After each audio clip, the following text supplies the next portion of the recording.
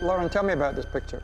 This was actually taken in a refugee camp in Chad, a Sudanese refugee camp. So this little guy is being weighed, but the way they weigh babies around the world is using a meat hanger. And babies hate it. As you can see, this little guy's wailing, and his dad's kind of trying to calm him. And it's wonderful that he's being weighed. It's sort of a violent thing though, because you're literally hooking him onto this meat hanger. I went to Chad, Lesotho, and Tanzania doing research for my thesis and taking pictures, but going to refugee camp, that was a different world, because it's not a camp, it's like a village. It's a tented, massive village, and you drive through the desert, and there's different tents with different purposes, and this was the tent, which is good because there are, once people make it to the camps, which is a horrible scenario that they even have to flee their homes to go there, but they're given food and medical services. So kids are weighed, every few months to make sure they're growing properly and they're charted, as we all were charted throughout our childhood. So it's a hopeful thing actually, but it looks quite violent, and kids always really scream and hate the scenario. I'm Mark Seliger, and this is Capture. When I was asked to shoot a portfolio for Rolling Stone in '92 for their 25th anniversary, I was shaking in my boots that I was gonna share pages with you. Walking into Jodi's office and seeing your picture of Mick Jagger, I just was cross-eyed. I couldn't believe how incredible it was.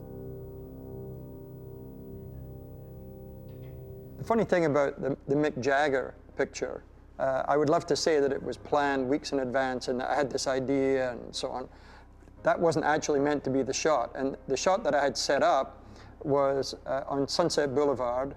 It was a Corvette convertible, the top down. When we actually got to the studio, that was our starting point, it turned out that the leopard was a little bit on the dangerous side. Because I know you know a little bit about wild animals too, but cheetahs are actually manageable, but leopards are more dangerous. Like lions. Lions can be unpredictable. I've worked with all these animals. And chimps. And I'm an expert with chimps. Chimps can be dangerous too. They'll tear your face off. Really? The strange thing about a chimp is their arms look about skinny like this. When they get a grip of you and pull you, you know the strength. So anyway, there I was with the leopard that was too dangerous. So what we had to do was, we were going to build a partition in the car between the leopard and Jagger, so the leopard couldn't get to him. Because every time Jagger went near this leopard, the leopard went for him. So as they were building this with gaffer's tape and apple boxes and trying to make it work, I said to Mick, so we're working, doing something, let me do a quick portrait of you.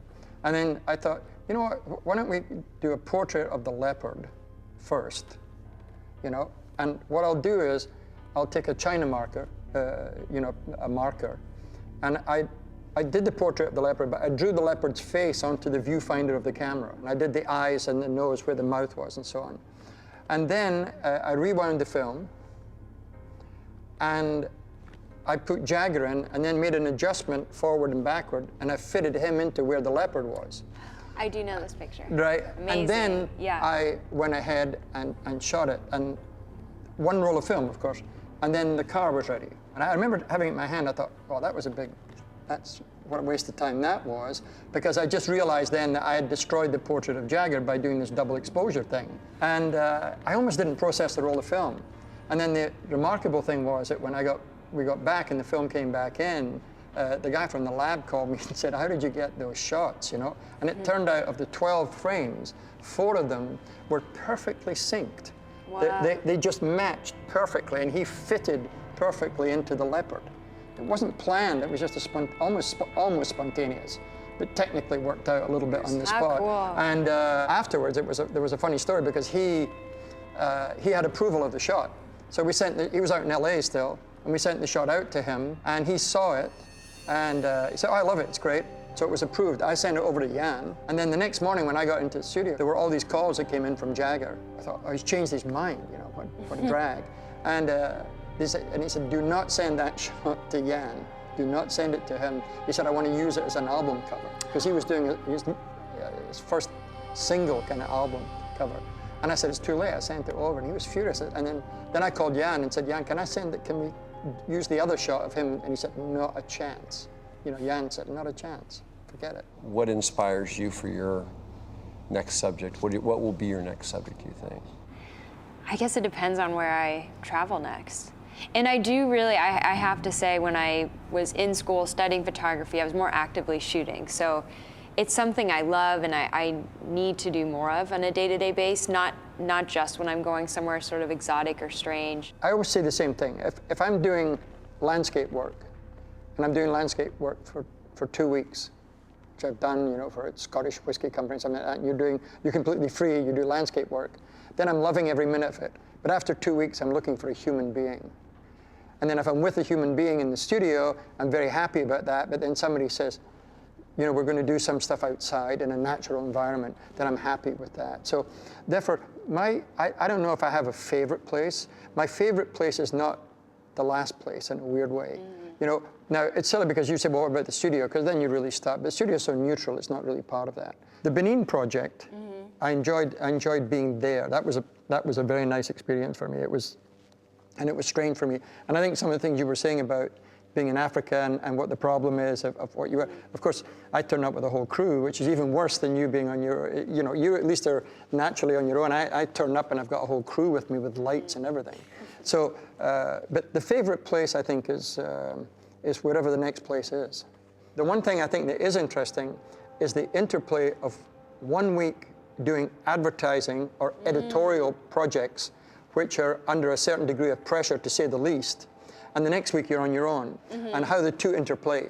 I think that... Yeah, how do you switch your mind to that is... your own? But does the advertising work, does the pressure of the advertising work, the perfection of the advertising work, the editorial, the finish, the pressure of photographing Bruce Springsteen in 20 minutes, half an hour maybe, you know, whatever to get the shot, all of that pressure that you're under there, how does that help you with your own personal work, which of course it does.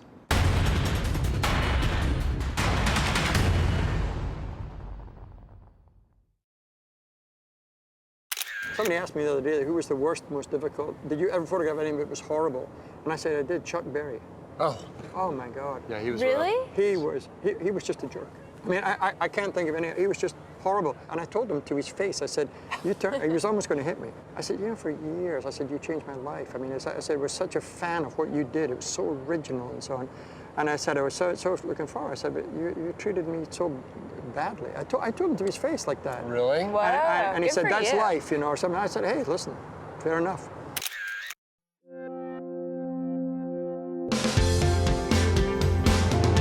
Do you ever wonder what it would be like to quit your job and live a life you've always dreamed of?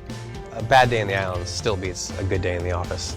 Join me, Savannah Jane Buffett, as I head to St. Croix to meet Nate Olive, an expat from Atlanta who moved down here to follow his passion of running a sustainable farm in paradise, and in the meantime met the woman of his dreams. What really made me a Virgin Islander was when I married Shelley. You're really living the expat dream. Paradise, I believe, is like what you make of it. My advice to expats, don't live on a place, live in a place. This is it, man. This is the life. Yeah!